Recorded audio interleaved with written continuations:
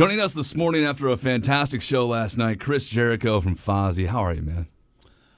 Amazing. I'm happy to still be here in Green Bay.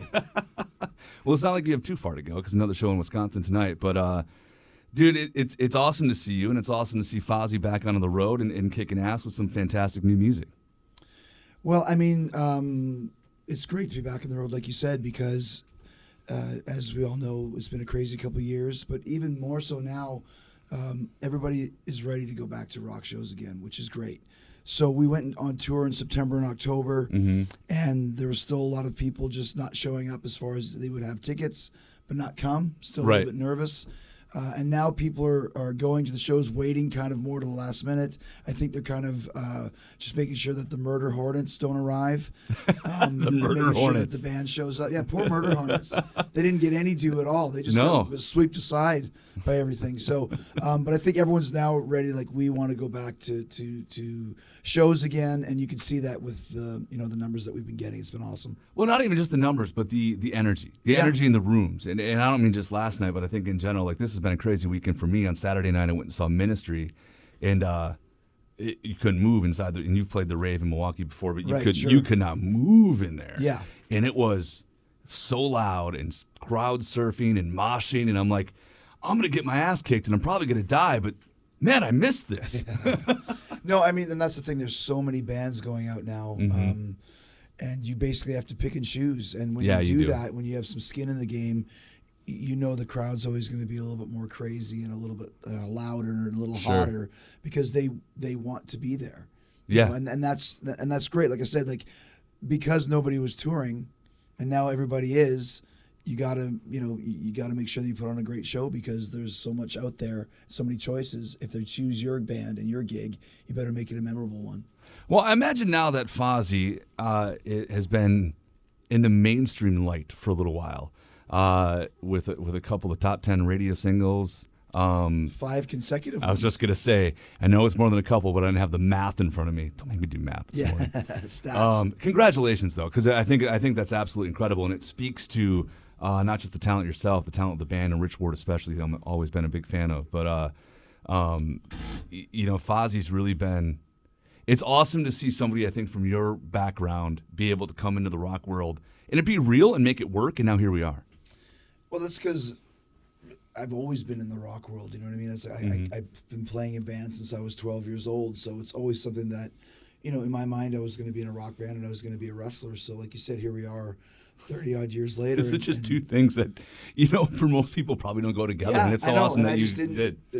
People always had opinions of, like, you'll never do this, you'll never do that, and I just didn't care. Like, why do you care what I want to do? It's my life, and this is what I kind of want to plan to do, and here we are doing it. So, I've said this before, but I never realized how important rock radio was until we started getting played on rock radio. And the band has really grown since Judas, which was the elusive hit single, and now with Sane and I Still Burn and Nowhere to Run, it's 3 basically top 10 singles from a record that hasn't even been released yet. Throw in the fact that Judas has now gone gold, which in 2022 to go gold is a gargantuan feat, and we did it, and so that puts a lot of legitimacy on us as well. So if there's still anybody that doesn't like the band because they don't like the fact that I'm in it, well, there's really not much more we can do. What are you going to do, right? It's like we toured with Nickelback a few years ago, and they were just an amazing band. The place was packed, and it's like people still don't like Nickelback. Well, what are you going to do? Like, they're a great band that draws huge crowds. We're a great band that has songs on the radio and a gold record. If people still don't like you, there's really not much more we can do other than that, and that's fine. Not everybody's going to like you. The best bands in the world are polarizing. Not everybody loves Guns N' Roses either. So it's been very cool for us for vindication to get all of these numbers the way that we've got them over the last little bit. Listen, can I just say that I love the fact that you just brought up Nickelback, especially given the fact that my brother Rob and his girlfriend Carrie are here watching this morning because it's her birthday. I want to say happy birthday to Carrie, but she gives me so much crap about Nickelback all the time. It's not even funny. They're a great band. But here's this, and I'll say this story, 30-second version, right? In Vegas, we're there for a radio convention a few years ago. Nickelback's playing. They come and do this meet and greet thing, right, where you go meet everybody, and Nickelback's become sort of the joke by that point, right? Right. Except, they're playing to 10,000 people sold out that night. But whatever. Who cares about numbers? And they come into this room, and Chad comes over and says hi and just catching up for a minute. And it's been a long time. All of a sudden, next thing you know, every radio person in the industry that was at this event was lined up and waiting for a picture and an autograph. And I'm like, you sons of bitches. I know. Well, that's how it works, man. When you get popular like that, people like you and some don't like you. Right. And like I said, it really doesn't matter either way. We just keep creating great music and doing great shows and let the chips fall where they lay. So you, and I want to bring this up, and I know you and I have talked about this before, but specifically for here, I want to say this because I think it's a reference that maybe a lot of people don't remember or know. But so your wrestling career is going huge. You're in WWE at this point. Fozzy, well, WWF, I guess at that point. But Fozzy comes out. There's this whole story about you guys were locked in Japan for 20 years, and everybody had stolen your music. Now, this is the first time a lot of us heard about this band, right? And you guys were out doing covers, and you did them great. And you released a couple records doing that. Bring us back to that time frame and explain that story and transferring that to what it's become. Well, I mean, it was just kind of a fun thing. We were just playing, like any band does, you start playing cover songs. Mm-hmm. And because of who was in the band, Rich Ward from Stuck Mojo, who had some steam at the time, and right. Chris Jericho from WWF. Who now? Never heard of him. What's that? Who now? Chris Jericho? Never heard of him. Yeah, never heard of him. There was a bidding war for a record deal. Yeah. And we were like, well, we don't want to just release covers. Let's kind of put a story into it. So we came up with that. It was kind of a homage to, Blues Brothers and Spinal Tap and Traveling Wilburys and that sort of thing. And, lo and behold, it kind of took off right off the bat. We did a documentary for MTV, kind of a mockumentary sort of thing that was quite popular at the time. And it was just a fun thing to do. And like I said, it worked. And then we realized we really enjoyed playing together and really enjoyed the chemistry that we had as friends and as a band, and thought, well, if we're ever going to continue this, why don't we just turn it into, a original band? Mm-hmm. So it kind of was the starting point, and it seems like such a long time ago because that was basically over 20 years ago. I was just going to say, we're talking 25 years ago or right? so. Yeah. So when you look back to that, it's almost to me like it's not the comparison exactly, but it's almost like Pantera, in that there's two versions of Pantera. There's the original, the 80s hair metal version, yeah. Yeah, Metal Magic. Priest, makeup, and, teased hair and everything. And then Diamond Daryl, yeah. And then they get Phil and become the Pantera that became legendary. Yeah. And like I said, not that we're legendary like Pantera is, but it's a similar thing. We started off one way and then switched it to another way and had huge success because of that. It's just such a cool story, and the covers you guys did weren't slouch covers either. I think that was part of it, right? I mean, you guys played some stuff. Yeah, well, the players in our band have always been great. You mentioned Rich Ward. I mean, he's always, he's the musical director of the band, and we've always had great lineups and great players. So there was nothing jokey about that. We could crush anybody's heads playing those tunes. Yeah.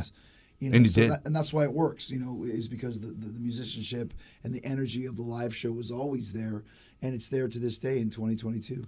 Well, speaking of today in 2022, new music obviously is coming, and you just said, released 3 songs from a record that doesn't exist yet. Yeah. So catch us up. Well, I mean, it exists. It hasn't been released yet. So that's very cool. I mean, the record's called Boombox. And, in this day and age, it's not like it was in the past where you put the record out and the lead single comes out on the same day.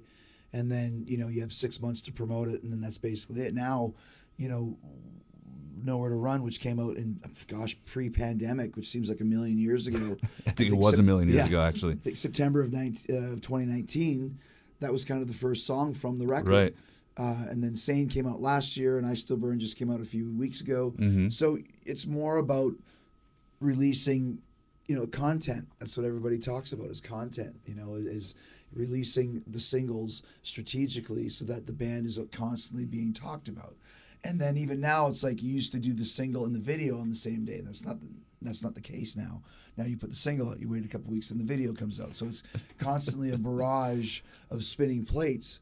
But once again, to make a stamp on rock radio, get into the top 10, get to the elusive top 5, or even to number 1, you have to have a strategic plan. There's a big chess game that you have to play, and that's part of it. Constantly having the band in people's mouths and minds keeps the recognition and keeps the song alive. You've won over a lot of people. I don't think there's any doubt about that, and I'm happy and stoked for you and for the band. Thank you. A few years ago, you guys were here playing a festival that no longer exists, unfortunately, called Rock USA. And at that show, you forgot a piece of clothing. So I do have to ask, if you need to borrow a belt, I got you. Oh, I don't remember the story. What happened? What was it? And Rob, I know we were talking about this earlier, but I don't know if you were wearing like an extension cord or something. You were using something else. Like you had forgotten a belt. Bus broke down prior to you getting there. Oh, the bus broke down. And then they sent the car to come pick you up. Oh, pick the band up. And, was that just a couple years ago? Yeah, okay. Yeah.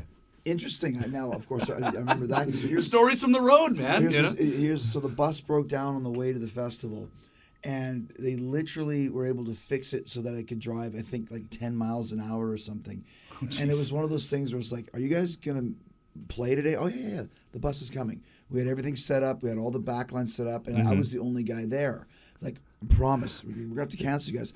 They're on their way. The bus kind of is like the ultimate rock star move. The bus pulled up. Everyone got off the bus and went right on stage, literally with like 30 seconds to spare. Well, yeah, because earlier in the day, you had done an interview with me, or maybe it was after the show. No, I think it was before you played. Yeah, you had been with me, and then the promoter was also there, and the band's the best part about it coming. is that the bus ended up breaking down in a cornfield about 2 hours outside of Belvedere, and we were trying to find a mechanics place, and this farmer had this giant mechanics garage in the middle of a cornfield. It was literally like Children of the Corn. Like if this was like the Texas Chainsaw Massacre family, we would have all been butchered and murdered, and I wouldn't be here right now.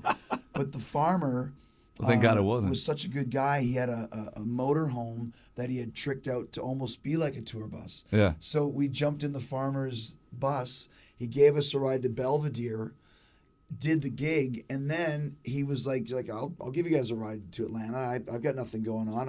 I need a vacation anyways. So then he drove the entire band back to Atlanta in his farmer tour bus. It was like the most random situation ever. Wow.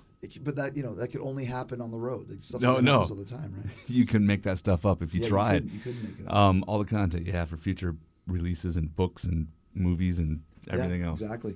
Why not? Chris Jericho, you still doing the podcast? Talking with Jericho? Absolutely. We just signed with Sirius, as a matter of fact. Did you really? Yeah. Oh, yeah, I never heard of Sirius. We don't talk about them here. Well, it's a big conglomeration, shall we say? So yeah, just a little bit. It's good. That's awesome, man. Yeah, it's been going good. It's been 9 years almost now. So.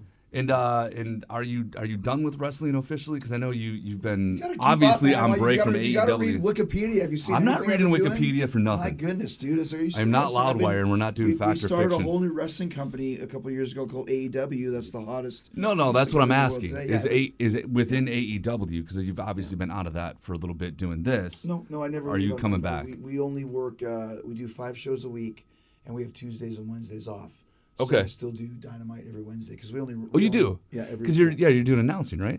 As well, aren't you? On Friday nights. Friday nights you're doing. Okay, I can't keep track, dude. There's so many wrestling shows. It's ridiculous. You still doing radio or? No, gotcha. No, I quit. Okay, cool. That's why I do mornings now. Gotcha.